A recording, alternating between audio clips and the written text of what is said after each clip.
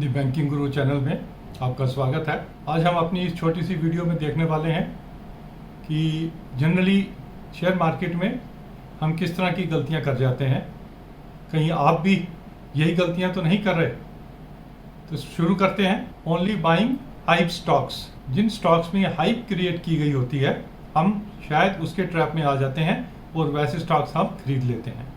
हमने अपनी एक original basics of share market के वीडियो में भी बताया था कि पहले स्टॉक्स र्यूमर पे चलते हैं, उसके बाद न्यूज़ पे चलते हैं, उसके बाद न्यूज़ कंफर्म होने पे चलते हैं और फिर उसका न्यूज़ का इम्पैक्ट आने पे चलते हैं। तो हर एक लेवल पे ऑपरेटर्स का अपना इंटरेस्ट रहता है। वो हाइप क्रिएट करके पहले खुद इन्वेस्ट कर लेते हैं, उसके बाद हाइप क्रिएट करते हैं और फिर खुद निकल जाते हैं और आम इन्वेस्टर उसमें फंस जाता है। कहीं हम ऐसा तो नहीं कर रहे। Sell on the first drop. हमने खरीदा तो अच्छे रेट्स पे, लेकिन जब बेचने की बारी आई तो हम डर के जैसे ही पहले ड्रॉप पे शेयर गिरना शुरू करे हम उसमें से निकल जाएं। जनरली यही होता है। शेयर को आगे बढ़ने से पहले जब ऑपरेटर्स खरीदना चाहते हैं तो एक बारी थोड़ा सा उसको गिरा देते हैं। हम उसमें घबरा के उसमें से निकल जाते हैं और उसके बाद शेयर बढ़ना शुरू हो जाता है। और जनरली हम यही कहते हैं कि जैसे ही मैंने बेचा तो शेयर चलना शुरू हो गया। कहीं हम ये मिस्टेक तो नहीं कर रहे? We have not diversified our portfolio. एक या दो शेयर में अगर अपना पैसा लगाएंगे, हो सकता है अर्निंग ज़्यादा हो, लेकिन नुकसान का भी उसका उतना ही चांस ज़्यादा रहता है। जैसे हमारे बड़े बुजुर्ग कहते थे, don't keep your eggs in one basket. इसी तरह हमें अपने पोर्टफोलियो को डाइवर्सिफाई करके रखना चाहिए। 5, 7, 10 स्टॉक्स कम से कम हमारे पोर्टफोलियो में होने चाहिए, ताकि एक स्टॉक गिरे तो हम दूसरे स्टॉक से उसको कवर कर सकें। ओनली बाइंग टेक स्टॉक्स और only one type of stocks. कहीं ऐसा तो नहीं कि हम एक ही सेक्टर के स्टॉक्स में इन्वेस्ट कर रहे हैं। अभी वो सेक्टर अच्छा चल रहा है, लेकिन सेक्टर चर्निंग होने पे वो सेक्टर जब नहीं चलेगा तो हमारा पोर्टफोलियो डाउन हो जाएगा। इसीलिए डाइवर्सिफाई करके, मिक्स करके डिफरेंट सेक्टर्स के स्टॉक्स हमारे पोर्टफोलियो में होने चाहिए। आजकल यूट्यूब का ज़माना है।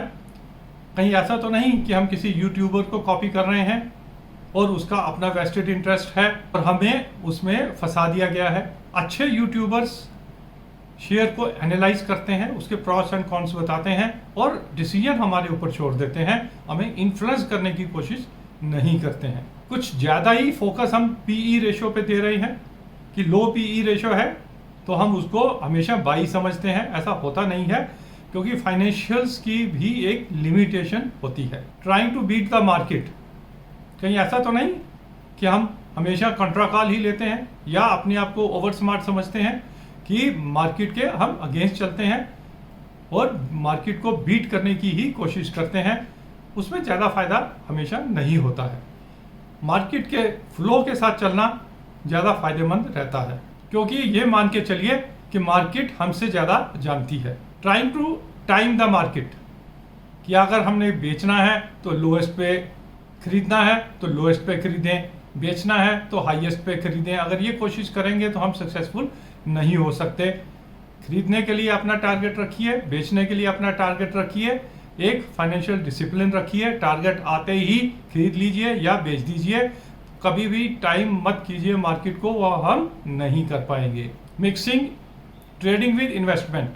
जनरली हम जो शेयर्स इन्वेस्टमेंट के लिए रखते हैं उसमें जैसे ही कुछ ल्योरमेंट आती है, रेट बढ़ने लगता है, हम उसको इमीडिएटली बेच देते हैं, ये सोच के कि भाई दोबारा इसको खरीद लेंगे, अपने पोर्टफोलियो में रख लेंगे, और वो उसको हम खरीद नहीं पाते हैं। That is mixing your trading with your investment. Trading की कॉल जो है वो उसी समय हमें, या जो हमने टारगेट्स रखे हैं प्रॉफिट के या लॉस के, लेके निकल जाना है। इन्वेस्टमेंट की जो हमने पोर्टफोलियो में रखा हुआ है उसको लॉन्ग टर्म रख के चलना है और छोटे मोटे प्लस माइनस लॉस या प्रॉफिट से घबराना नहीं है। कमिटमेंट, कन्विक्शन होनी चाहिए अपने शेयर में। Picking the wrong broker. कई बार कुछ ब्रोकर्स जीरो ब्रोकरेज का झांसा देके हमें ल्योर कर लेते हैं और बाद में काफ़ी हमें प्रॉब्लम्स आती हैं।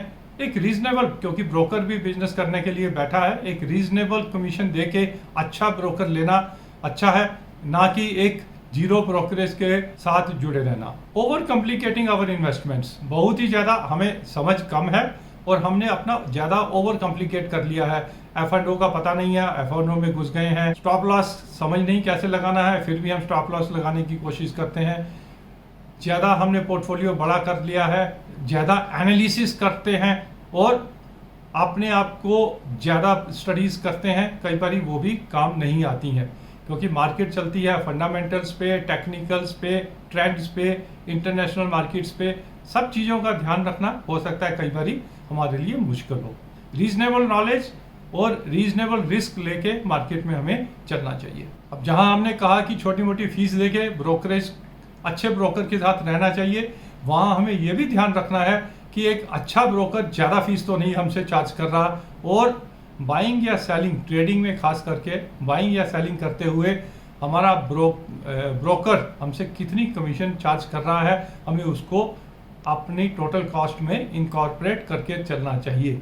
दिन में अगर एक ही शेयर 4 बार खरीदा और 4 बार बेच दिया और ब्रोकरेज का ध्यान नहीं रखा, तो हो सकता है हम सिर्फ ब्रोकर के लिए ही काम कर रहे हैं। अच्छा डिविडेंड लेने वाला शेयर हमेशा अच्छा नहीं होता, और अगर हम ये सोच के बाई कर रहे हैं कि हमें अच्छी डिविडेंड यील्ड मिलेगी, हमें नहीं करना चाहिए। कई बारी कुछ कंपनीज जिनके फंडामेंटल्स वीक होते हैं, वो अच्छा डिविडेंड देके अपने इन्वेस्टर्स को ल्योर करते हैं, और वो जो डिविडेंड आ रहा होता है वो हमारे ही पैसे में से निकाल कर दे रहे होते हैं। 10 रुपये के शेयर में 2 रुपये डिविडेंड दे के हमें खुश कर दिया, और उसके बाद शेयर का रेट कम हो गया, तो ऐसे डिविडेंड बाइंग का क्या फ़ायदा।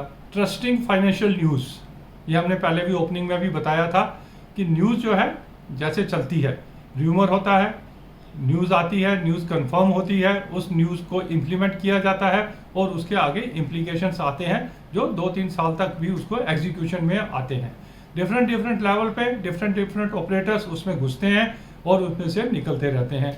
हमें देखना है कि हम न्यूज़ को कितना एनकैश करें, 100% उसको फॉलो करके नहीं चलना है। न्यूज़ आती तभी है न्यूज़पेपर्स में जब लोगों ने शेयर्स में इन्वेस्ट कर लिया होता है, उसके बाद वो न्यूज़ रिलीज कर देते हैं। हमें ऐसे ट्रैप में नहीं फंसना है। न्यूज़ आने पे न्यूज़ एनालाइज करके हमें लॉन्ग टर्म इन्वेस्टमेंट अगर करनी है, तो एनालाइज न्यूज़ को करके उसका इम्पैक्ट को देख के हमें करना चाहिए। ये हैं कुछ आम मिस्टेक्स जो हम लोग करते हैं, जो हमने भी की हैं और हमने उनसे सीखा है। I hope this small video will help you in maximizing your profits and avoiding small mistakes. Thank you very much. Please subscribe to our channel so that in future also we bring some good analysis on topics of banking and finance. Thank you.